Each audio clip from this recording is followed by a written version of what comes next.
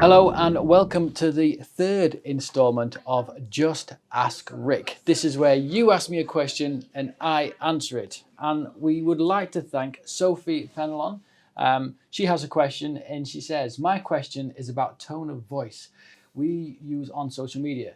Should we use a different tone of voice for each platform?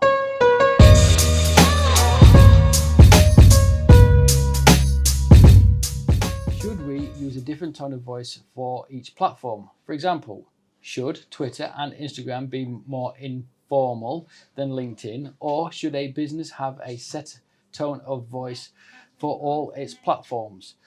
That is a very good question. Now, generally across the board, we should really be treating each platform differently, or each platform should have its own tone of voice. Facebook should be more personable because it's more of a person-to-person platform. LinkedIn, you should be a little bit more professional. However, there is a big sort of question mark on underline and exclamation mark against everything that I just said there, because it is my belief that people will only do business with the people they want to do business with. And to be able to get that message across, you have to be you, most importantly of all, across all platforms. You will hear that on LinkedIn, I speak very openly and honest about what I do, but I will also filter that out with a lot of information about help, support, information and advice, whilst there is, yes, still a lot of me on there. With Facebook, I feel comfortable doing that. With LinkedIn right at this moment in time, I'm always like, did I really say that kind of stuff? So even me, myself being the professional, I'm a little bit dubious about it. So if you want me to be brutally honest, Sophie, my real genuine opinion is do treat them differently. Understand that each of these platforms has their own demographic on there, I feel, because of what we discussed earlier on today in the workshop. Facebook will probably have a more mature audience than Instagram will. So too will Twitter, okay? LinkedIn, you may find, has quite a broad audience because there's a lot of young people that get social and understand it probably more than most moving forward, and know that LinkedIn is the thing to be on right at this moment in time. I don't feel like I'm doing a massively great job at answering this question, but I feel you have to be yourself.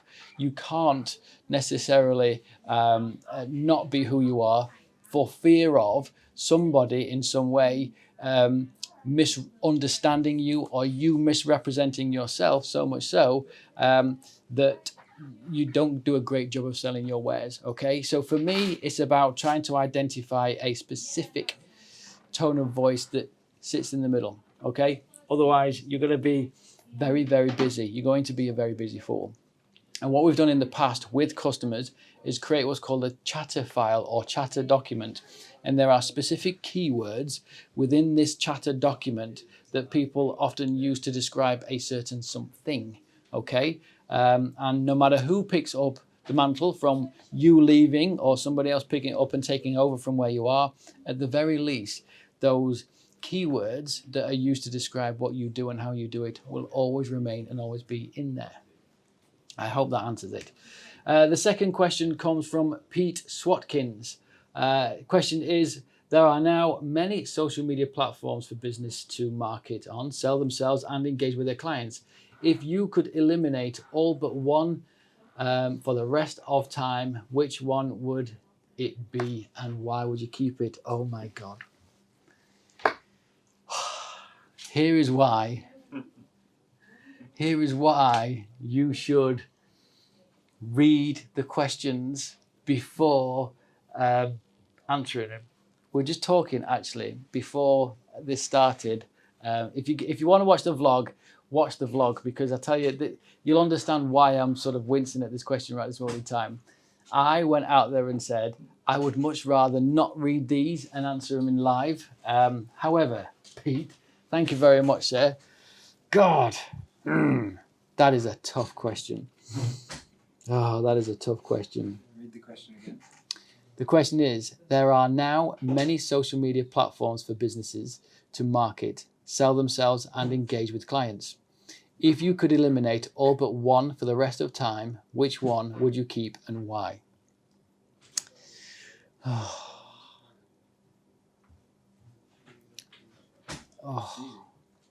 For me, it would be Facebook, because it is the biggest. There's a majority of the people on the platform around the world are on the platform. The amount of data it already has from everybody really is key. And if there was nowhere else to go, everybody would be on Facebook. It wouldn't be 2.23 billion people big. It would be nearly 7 billion people big across the globe. So there is my answer, and I am sticking to it. I do think Facebook has a long way to go. Okay, you only have to watch the TV and you see its new camera app that is brought out that you stick on top of your TV. I can't remember what it's called. Anyway, but use it with Messenger and you use it with WhatsApp. Some clever stuff. Don't discount what Facebook is doing right now. You might have gone quiet and they might be getting a wrist slap left, right and center. But for me, it would be Facebook. It is the biggest. I think it will remain the biggest, and it's here to stay.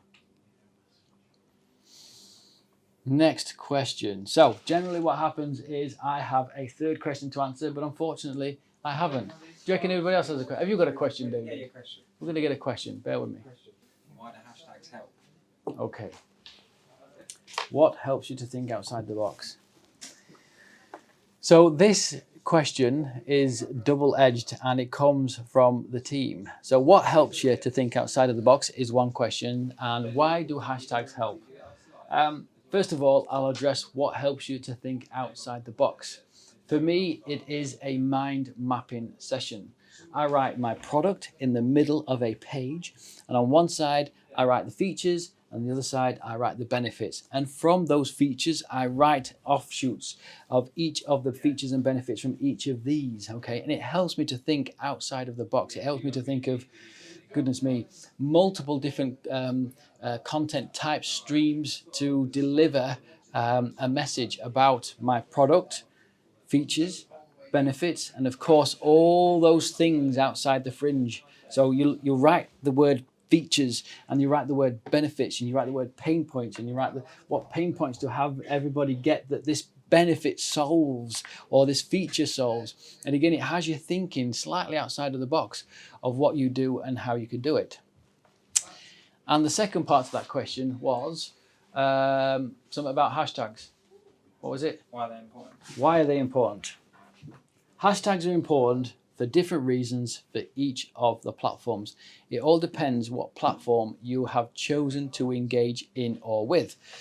For Twitter, it helps as to get you involved in a conversation. Hashtag be more social. If we were to house a conversation about hashtag social media, we would search for that hashtag and we would get involved in the conversation. Okay, so it acts as an indicator of interest in a given or specific conversation, which is why all the news, the TV, sports use Twitter to ignite a conversation. For Instagram, it helps to identify other people in the Instagram world, identify you and you identify them. If there is some kind of marry-up between the two hashtags, Instagram itself, its clever intelligence, if you like, helps to pair your profiles together and make suggestions to you of what kind of content that you might like. With LinkedIn, you have it acts as a categorization, if that's a proper word. How do I pronounce that? A categorization of your content. So I'm in LinkedIn now. If I just look at my home feed, I'm able to see people using hashtags, top of my news feed, or hashtag buying, hashtag purchasing, hashtag warehousing. This person definitely sells warehousing, workwear, things like that. So again, it's just categorizing that person's content particularly, or that brand's content in and amongst the people that are using the same hashtags too. Now with Facebook, it's a slightly different thing altogether, and that is because Facebook at the moment are encouraging to use hashtags. For what reason yet is unclear to me, But yet some profiles don't like it at all. All right. This thing, as with many things on Facebook, because it is so big, is on soft or slow release. They are encouraging people to use hashtags to help categorize content, if you like. But at the moment, it's not commonly used. So I hope that answers everybody's questions. Thank you very much to Sophie for your questions, and of course thank you to Pete. Thank you to the team for filling in that third question, kind of fourth question as well at the same time. Please do ask your question and look out for our next episode of Just Ask Rick. I do have a YouTube channel, one for Be More Social and one for I'm Just Rick, and please like, subscribe and hit that notification button so that you get notified when I'm out and about again. Take care. Bye bye.